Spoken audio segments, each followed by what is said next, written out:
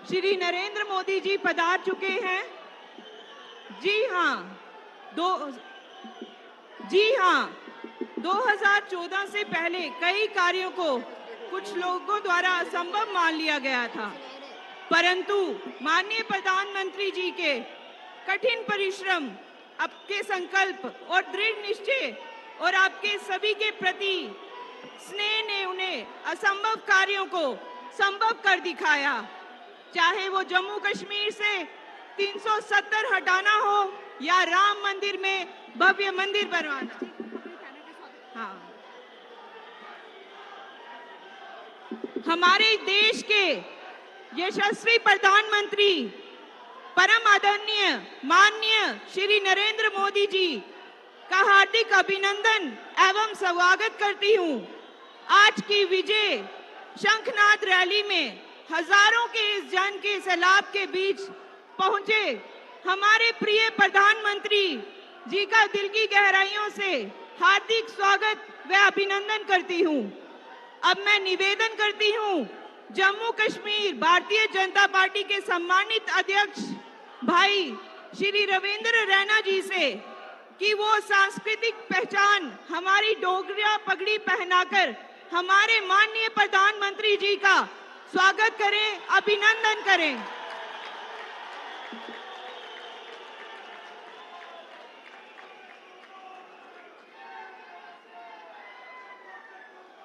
धन्यवाद महोदय जी। माननीय प्रधानमंत्री श्रीमान श्री नरेंद्र भाई मोदी जी मातृशक्ति बहुत मान सम्मान एवं बढ़ाए रखने के लिए जम्मू कश्मीर लाखों माताओं बहनों की ओर से मंच आसीन हमारी बहनें माननीय प्रधानमंत्री जी का स्वागत करेंगी।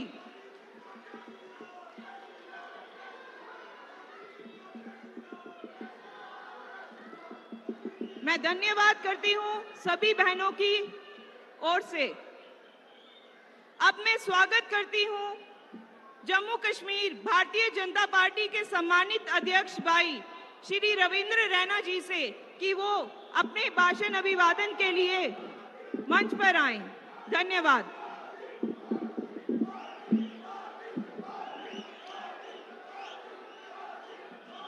बोलिए भारत माता की, भारत माता की। उधमपुर की इस पावन धरती पर विश्व के सबसे प्रभावशाली, सबसे लोकप्रिय और सबसे ताकतवर व्यक्तित्व के धनी हमारे देश के यशस्वी प्रधानमंत्री श्रीमान नरेंद्र मोदी साहब का हम हृदय से स्वागत करते हैं, अभिनंदन करते हैं। माननीय प्रधानमंत्री जी, हम हृदय की गहराइयों से आपका आभार व्यक्त करते हैं, आपका अभिनंदन करते हैं। जम्मू हो या कश्मीर हो, जम्मू कश्मीर का पर्वतीय क्षेत्र हो, मैदान हो, पहाड़ हो, बॉर्डर का क्षेत्र हो, आप हमेशा जम्मू कश्मीर के अंदर हर विकट परिस्थिति में पहले भी रहे जब आप संगठन का कार्य करते थे, और प्रधानमंत्री जी के नाते आपने हमेशा जम्मू कश्मीर की जनता को, जम्मू कश्मीर के जनमानस को अपने दिल में जगह दी। आपने जम्मू कश्मीर का मान सम्मान पूरी दुनिया में बढ़ाया। आपने जम्मू कश्मीर में शान से तिरंगा झंडा बुलंद किया। इसके लिए करोड़ों करोड़ देशवासी और जम्मू कश्मीर वासी आपका हृदय से अभिनंदन करते हैं। माननीय प्रधानमंत्री जी, ये हमारा सौभाग्य है कि आज जम्मू कश्मीर के अंदर जो अमन, शांति, खुशहाली और भाईचारा मजबूत हुआ है, यह सब माननीय प्रधानमंत्री मोदी साहब की देन है। एक दौर होता था जब जम्मू कश्मीर की यही सड़कें, यही उधमपुर से कश्मीर घाटी को जाने वाली सड़क दोपहर 3 बजे बंद कर दी जाती थी, और ये आज मोदी साहब का दौर है कि रात के 3 बजे तक भी गाड़ियां कश्मीर घाटी की ओर जाती है और कश्मीर से आती है।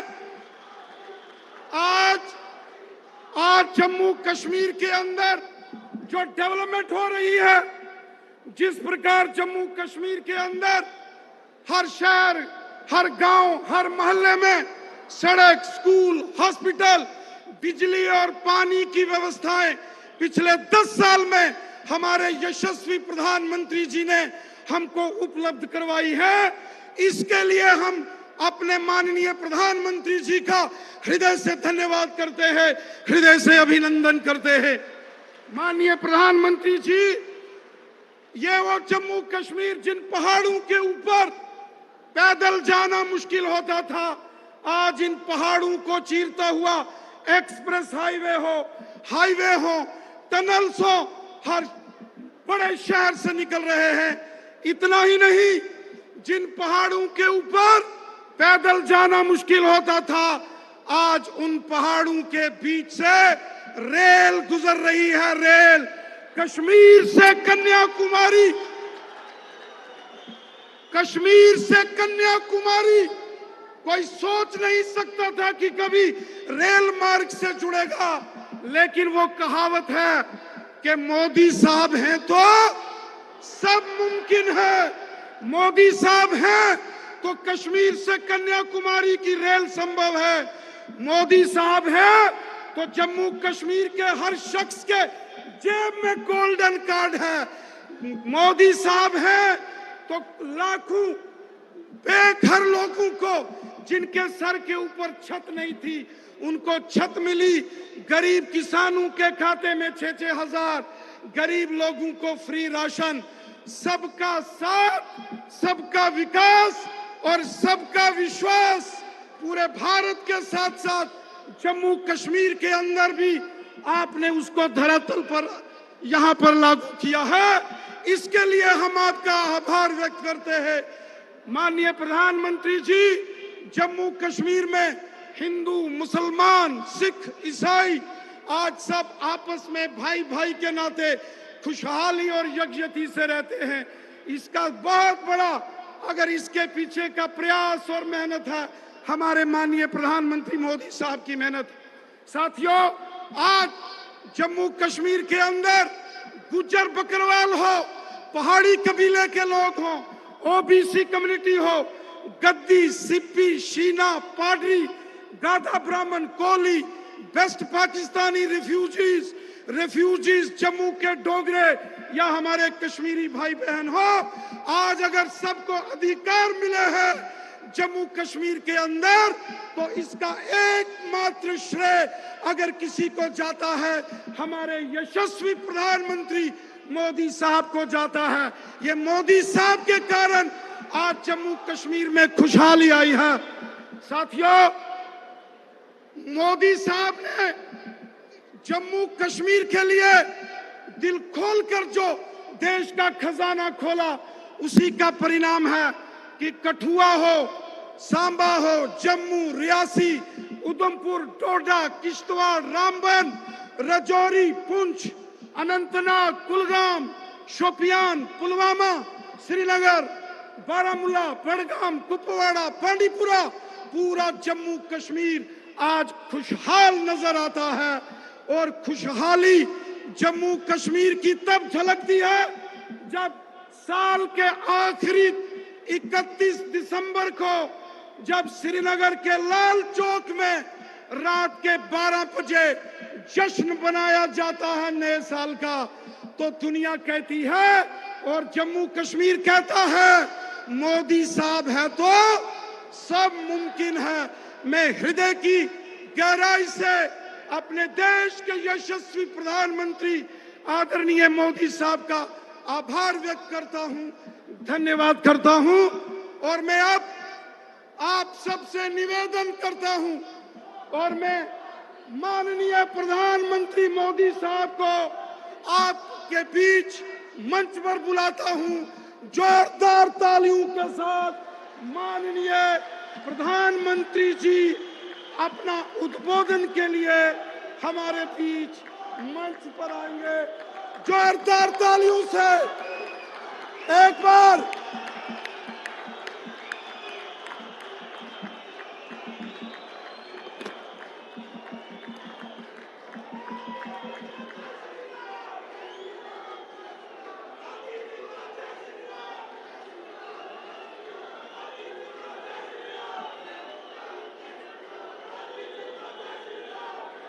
भारत माता की,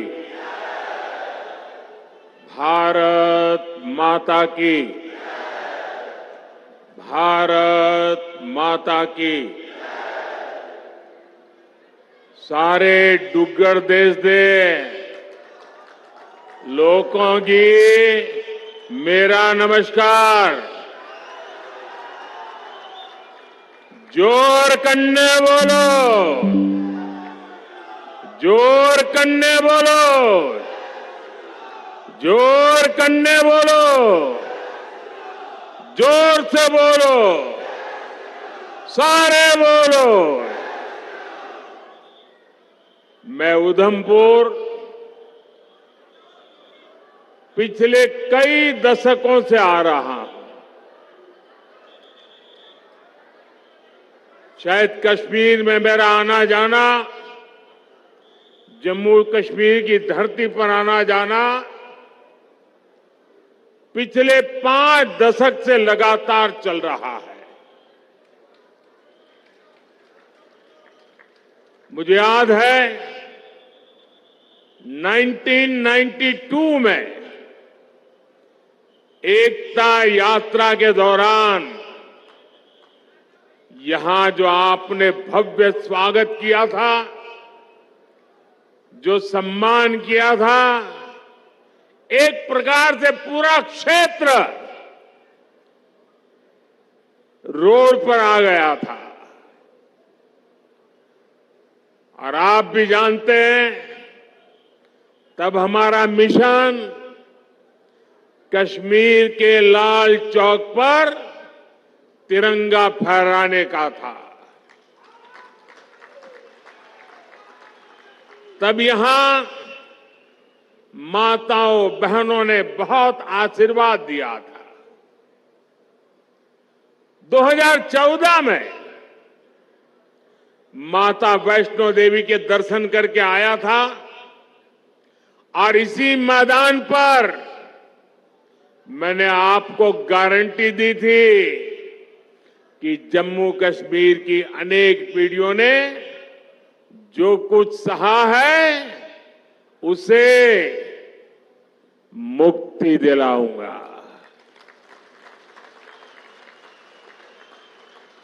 आज आपके आशीर्वाद से मोदी ने वो गारंटी पूरी कर दी है।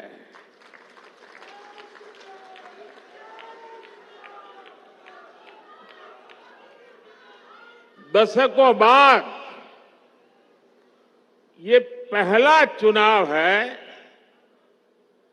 जब आतंकवाद, अलगाववाद, पत्थरबाजी, बंद, हड़ताल, सीमा पार से गोलीबारी, ये चुनाव के मुद्दे ही नहीं है।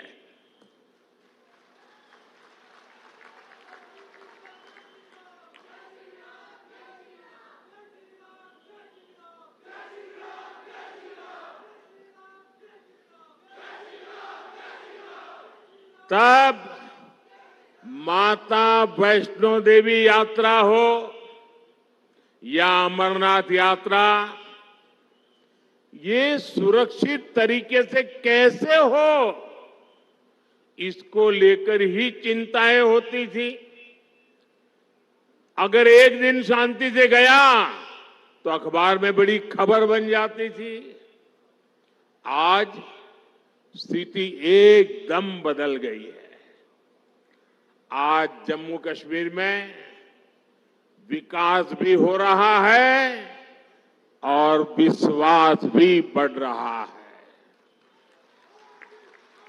इसलिए आज जम्मू और कश्मीर के चप्पे चप्पे में भी एक ही गूंज सुनाई दे रही है। फिर एक बार, फिर एक बार, फिर एक बार, भाई और बहनों, ये चुनाव सिर्फ सांसद चुनने भर का नहीं है, बल्कि ये देश में एक मजबूत सरकार बनाने का चुनाव है। और सरकार जब मजबूत होती है तो जमीन पर चुनौतियों के बीच भी चुनौतियों को चुनौती देते हुए काम करके दिखाती है। दिखता है कि नहीं दिखता है? दिखता है कि नहीं दिखता है? यहां जो पुराने लोग हैं उनको 10 साल पहले का मेरा भाषण याद होगा। यही मैंने आपसे कहा था कि आप मुझ पे भरोसा कीजिए।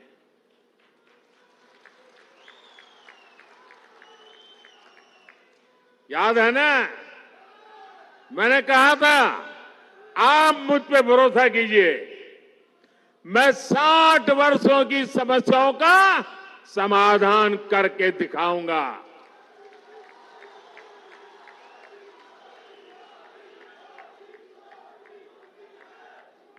तब मैंने यहां माताओं बहनों के सम्मान की गारंटी दी थी। गरीब को 2 वक्त के खाने की चिंता न करनी पड़े, इसकी गारंटी दी थी। आज जम्मू कश्मीर के लाखों परिवारों के पास अगले 5 साल तक मुफ्त राशन की गारंटी है।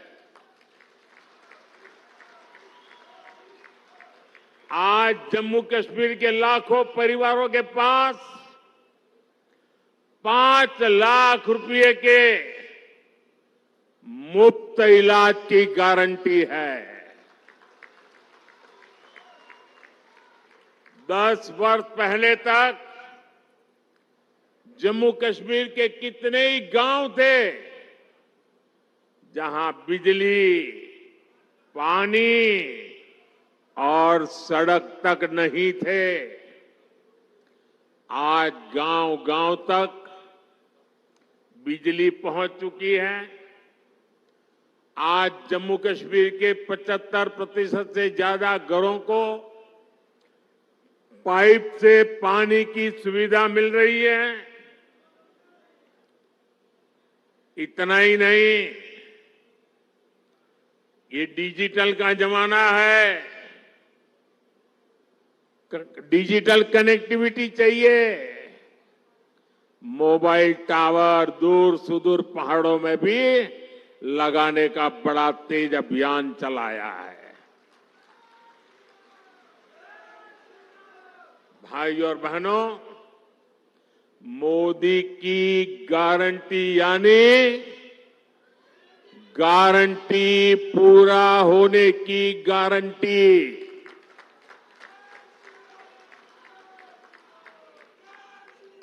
आप याद कीजिए, कांग्रेस की कमजोर सरकारों ने शाहपुर कंडी डैम को कैसे दशकों तक लटकाए रखा।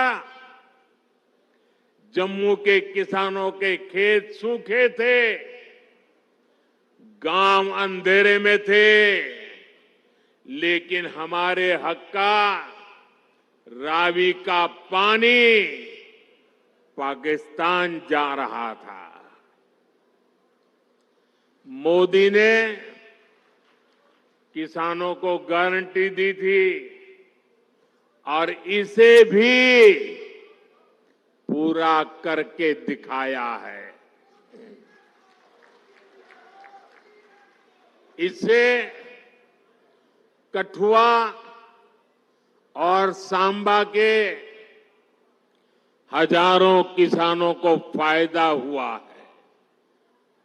यही नहीं, इस डैम से जो बिजली पैदा होगी वो जम्मू कश्मीर के घरों को रोशन करेंगे। भाइयों और बहनों, मोदी विकसित भारत के लिए विकसित जम्मू कश्मीर के निर्माण की गारंटी दे रहा है।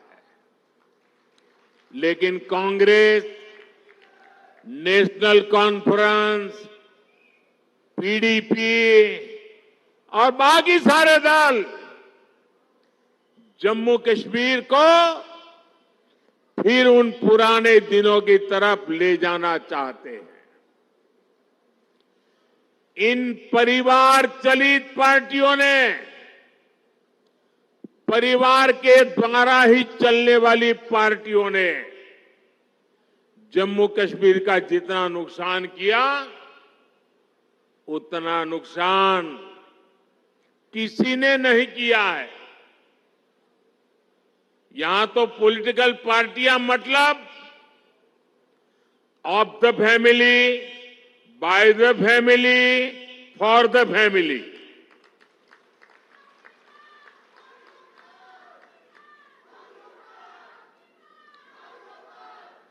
सत्ता के लिए इन्होंने जम्मू कश्मीर में 370 की ऐसी दीवार बना दी थी कि जम्मू कश्मीर के लोग बाहर नहीं झोंक सकते थे और बाहर वाला जम्मू कश्मीर की तरफ नहीं झोंक सकता था। और ऐसा भ्रम बना के रखा था कि बस उनकी जिंदगी ये 370 है तभी बचेगी। ऐसा झूठ चलाया, ऐसा झूठ चलाया। आपके आशीर्वाद से मोदी ने 370 की दीवार गिरा दी। दीवार गिरा दी, इतना नहीं, उस मलबे को भी जमीन में गाड़ दिया है मैंने। मैं चुनौती देता हूं, हिंदुस्तान की कोई पॉलिटिकल पार्टी हिम्मत करके आ जाए, विशेष करके मैं कांग्रेस को चुनौती देता हूं, वो घोषणा करे वो 370 को वापस लाएंगे, ये देश उनका मुंह तक देखने को तैयार नहीं होगा।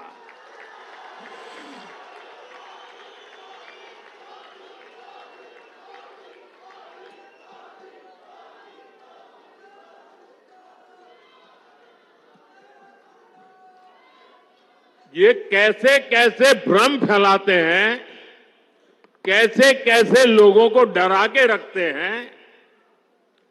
ये कहते थे 370 हटी तो आग लग जाएगी,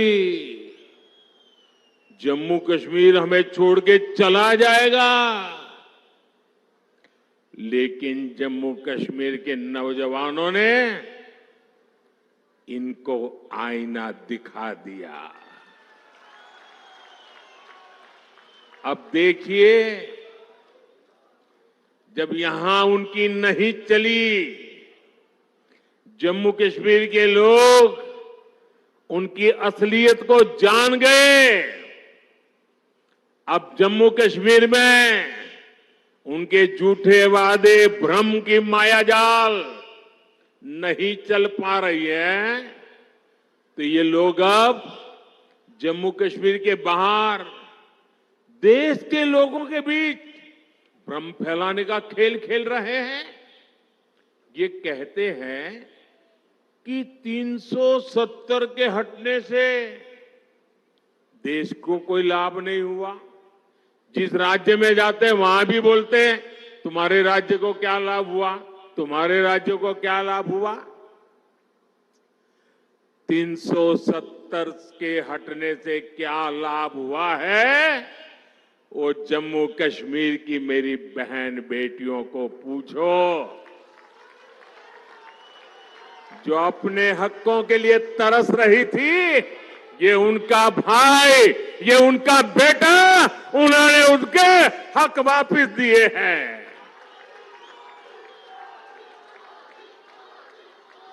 जरा कांग्रेस के लोगों, जरा देश भर के दलित नेताओं से मैं कहना चाहता हूं, यहां के हमारे दलित भाई बहन, हमारे वाल्मीकि भाई बहन देश आजाद हुए तब से परेशानी झेल रहे थे। जरा आकर के उन वाल्मीकि भाई बहनों से पूछो, गड्ढा ब्राह्मण से पूछो, कोली से पूछो और पहाड़ी परिवार हो, मचैल माता की भूमि में रहने वाले मेरे पटरी साथी हो, अब हर किसी को संविधान में मिले अधिकार मिलने लगे हैं। अब हमारे फौजियों की वीर माताओं को चिंता नहीं करनी पड़ती, क्योंकि पत्थरबाजी नहीं होती है। इतना ही नहीं, घाटी की वो माताएं मुझे आशीर्वाद देती हैं। उनको चिंता रहती थी कि बेटा अगर 2-4 दिन दिखाई न दे तो उनको लगता था कहीं गलत हाथों में तो नहीं फंस गया है। आज कश्मीर घाटी की हर माता चैन की नींद सोती है, क्योंकि अब उनका बच्चा बर्बाद होने से बच रहा है।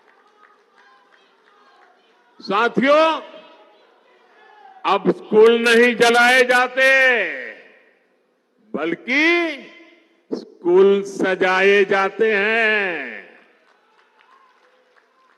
अब यहां एम्स बन रहे हैं, आईआईटी बन रहे हैं, आईआईएम बन रहे हैं। अब आधुनिक टनल, आधुनिक और चौड़ी सड़कें, शानदार रेल्स का सफर जम्मू कश्मीर की तकदीर बन रही है। जम्मू हो या कश्मीर, अब रिकॉर्ड संख्या में पर्यटक और श्रद्धालु आने लगे हैं। ये सपना यहां की अनेक पीढ़ियों ने देखा है और मैं आपको गारंटी देता हूं, आपका सपना ये मोदी का संकल्प है।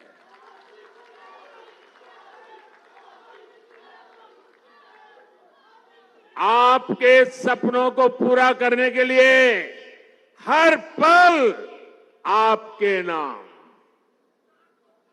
आपके सपनों को पूरा करने के लिए हर पल देश के नाम, विकसित भारत का सपना पूरा करने के लिए 24/7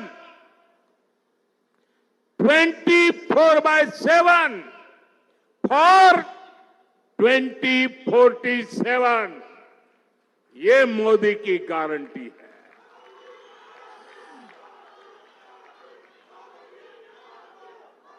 दस सालों में हमने आतंकवादियों और भ्रष्टाचारियों पर घेरा बहुत ही कसा है। अब आने वाले 5 सालों में इस क्षेत्र को विकास की नई ऊंचाई पर ले जाना है। साथियों, 10 साल के अंदर अंदर जम्मू कश्मीर पूरी तरह से बदल चुका है। सड़क, बिजली, पानी, यात्रा, प्रवास वो तो है, सबसे बड़ी बात है जम्मू कश्मीर का मन बदला है। निराशा में से आशा की ओर बढ़े हैं। जीवन पूरी तरह विश्वास से भरा हुआ है। इतना विकास यहां हुआ है, चारों तरफ विकास हो रहा है। लोग कहेंगे मोदी जी अरे इतना कर लिया, आप चिंता मत कीजिए, हम आपके साथ हैं।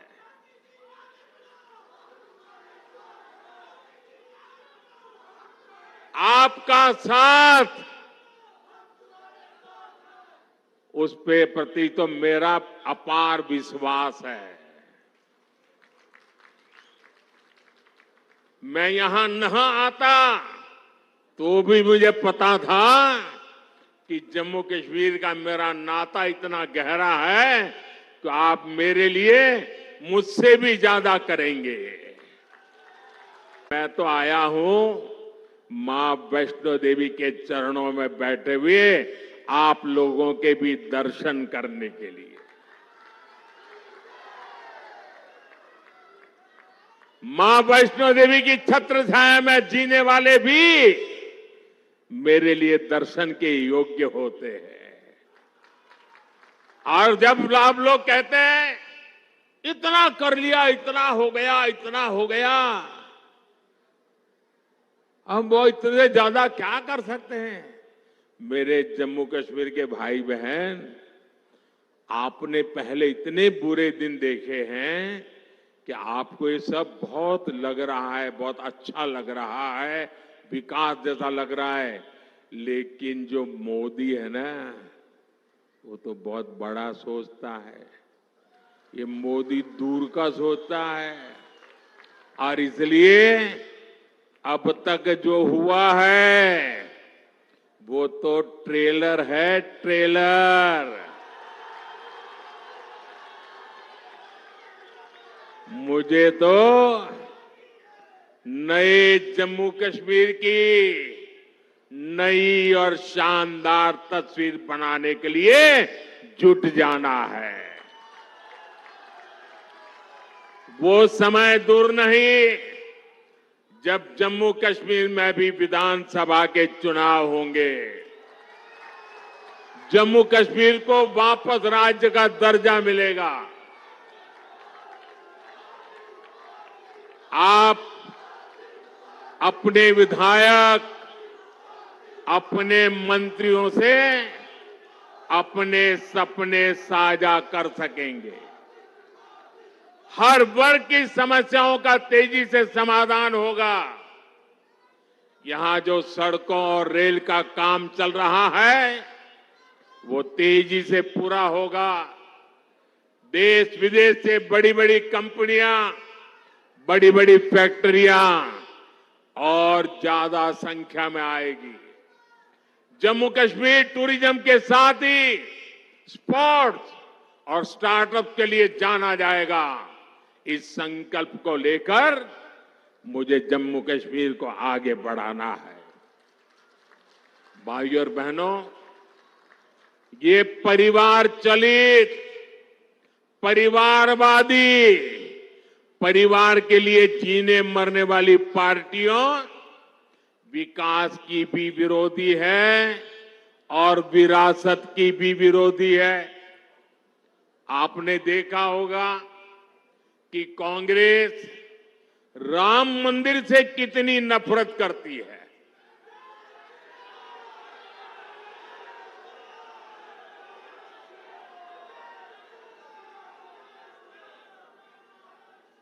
कांग्रेस और उनकी पूरी इकोसिस्टम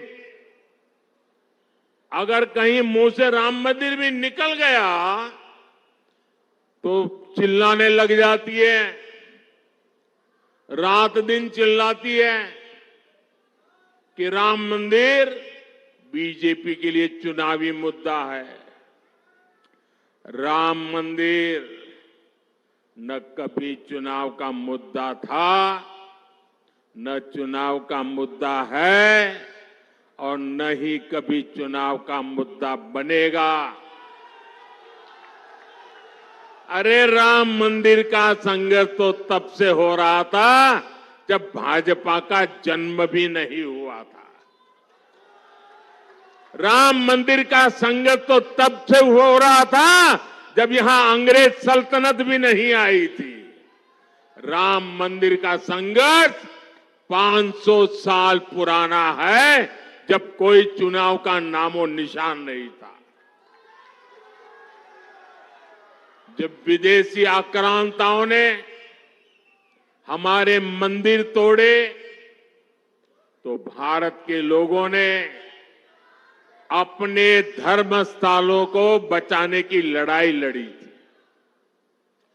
वर्षों तक लोगों ने अपनी ही आस्था के लिए क्या क्या नहीं झेला।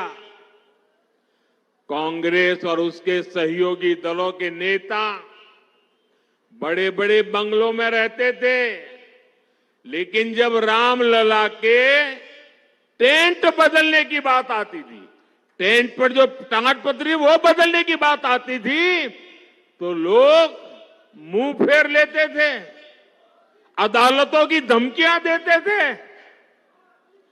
बारिश में रामलला का टेंट टपकता रहता था और रामलला के भक्त टेंट बदलवाने के लिए अदालतों के चक्कर काटते रहते थे। ये उन करोड़ों अरबों लोगों की आस्था पर आघात था जो राम को अपना आराध्य कहते हैं।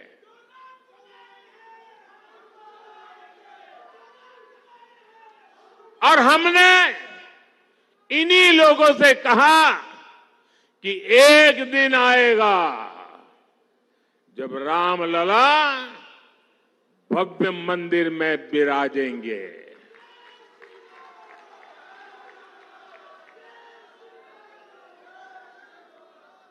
और तीन बातें कभी भूल नहीं सकते।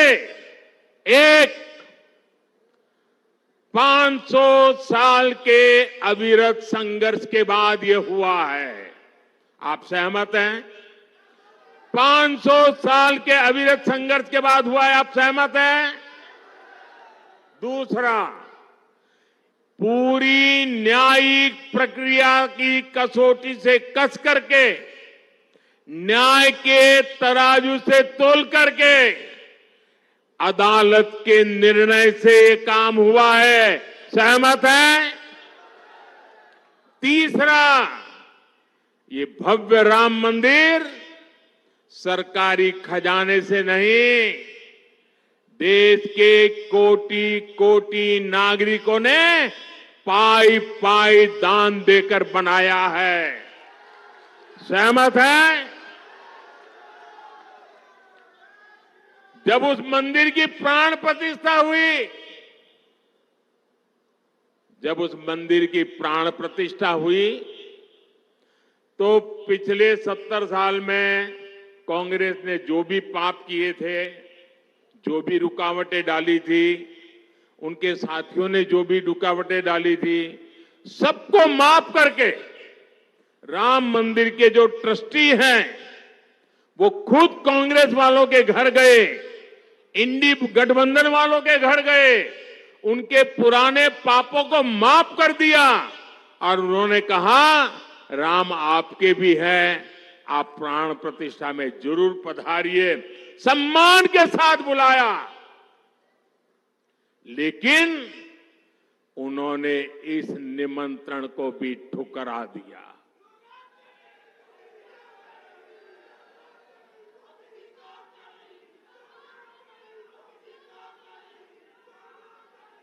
कोई बताए वो कौन सा चुनावी कारनामा था जिसके दबाव में आपने राम मंदिर के प्राण प्रतिष्ठा के निमंत्रण को ठुकरा दिया? वो कौन सी चुनावी खेल था कि आपने प्राण प्रतिष्ठा के पवित्र कार्य को ठुकरा दिया? ये कांग्रेस वाले, इंडी गठबंधन वाले, जो इसे चुनाव का मुद्दा कहते हैं, उनके लिए चुनावी मुद्दा था, देश के लिए ये श्रद्धा का मुद्दा था, ये धैर्य की विजय का मुद्दा था, ये आस्था और विश्वास का मुद्दा था, ये 500 वर्ष की तपस्या का मुद्दा था। मैं कांग्रेस से पूछना चाहता हूं, आपने अपनी सरकार के समय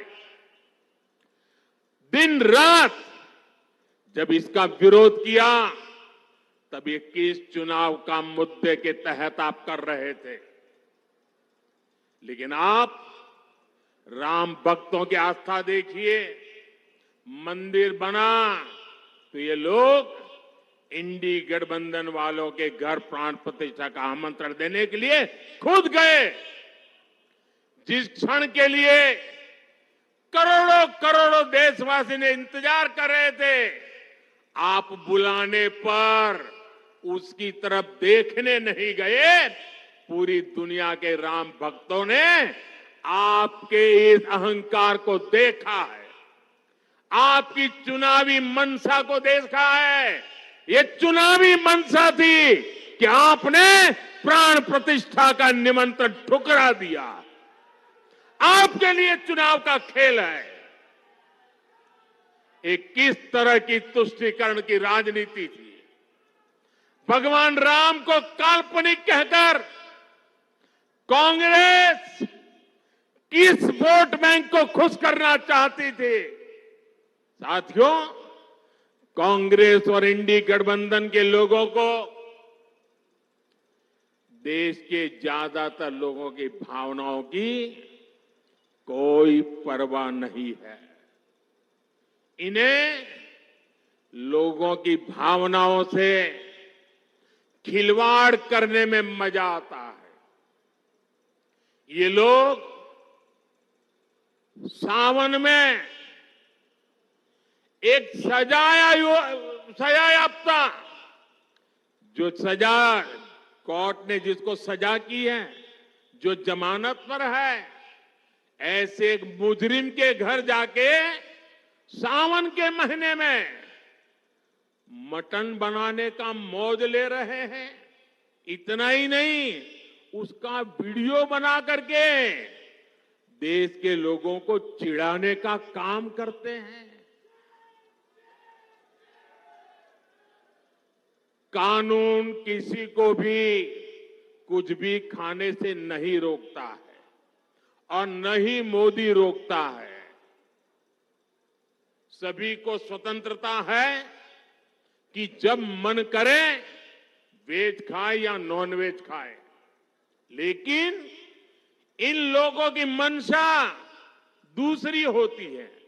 जब सब मुगल यहां आक्रमण करते थे ना, तो उनको सत्ता राजा को पराजित करने से संतोष नहीं होता था। जब तक मंदिर तोड़ते नहीं थे, जब तक श्रद्धा स्थानों की कत्ल नहीं करते थे, उनको संतोष नहीं होता था। उनको उसी में मजा आता था। वैसे ही सावन के महीने में वीडियो दिखाकर वो मुगल के लोगों के जमाने की जो मानसिकता है ना, उसके द्वारा वो देश के लोगों को चिढ़ाना चाहते हैं और अपनी वोट बैंक पक्की करना चाहते हैं।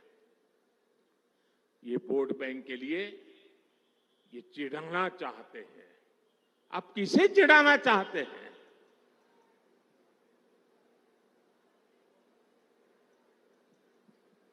नवरात्र के दिनों में अपना नॉनवेज खाना, आप किस मंशा से वीडियो दिखा दिखा करके लोगों की भावनाओं को चोट पहुंचा करके किसको खुश करने का खेल कर रहे हो? मैं जानता हूं, मैं जब आज ये बोल रहा हूं, उसके बाद ये लोग पूरा गोला बारूद लेकर गालियों की बौछार मुझ पर चलाएंगे, मेरे पीछे पड़ जाएंगे। लेकिन जब बात बर्दाश्त से बाहर हो जाती है तो लोकतंत्र में मेरा दायित्व बनता है, मैं देश को सही चीजों का सही पहलू बताऊं और वो मेरा कर्तव्य पूरा कर रहा हूं। ये लोग ऐसा जानबूझकर इसलिए करते हैं ताकि इस देश की मान्यताओं पर हमला हो, ये इसलिए होता है ताकि एक बड़ा वर्ग इनके वीडियो कर देखकर चिढ़ता रहे, असहज होता रहे। समस्या इस अंदाज से है, तुष्टीकरण से आगे बढ़कर ये इनकी मुगलिया सोच है। लेकिन ये लोग नहीं जानते, जनता जब जवाब देती है तो बड़े बड़े शाही खानदार के युवराजों को बेदखल होना पड़ता है। साथियों, ये जो परिवार चलित पार्टियां हैं, ये जो भ्रष्टाचारी है, अब इनको फिर मौका नहीं देना है। उधमपुर से डॉक्टर जितेंद्र सिंह और जम्मू से जुगल किशोर जी नया रिकॉर्ड बनाकर संसद भेजना है। जीत के बाद दोबारा जब उधमपुर आऊं तो स्वादिष्ट कलाड़ी का आनंद जरूर लूंगा।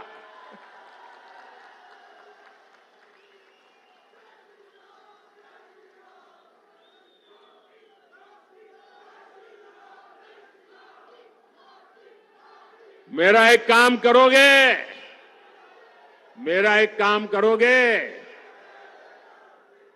माता वैष्णो देवी को, वहां मैं जा नहीं पा रहा हूं यहां इतना निकट आकर के, तो माता वैष्णो देवी की क्षमा मांगिए और मेरी तरफ से मत्था टेकिए।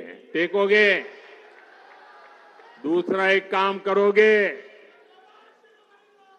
एक और काम करोगे, मेरा एक काम और करोगे, जरा उधर से आवाज आए, काम करोगे, इधर से आवाज आए करोगे, पीछे से आवाज आए करोगे, पक्का करोगे?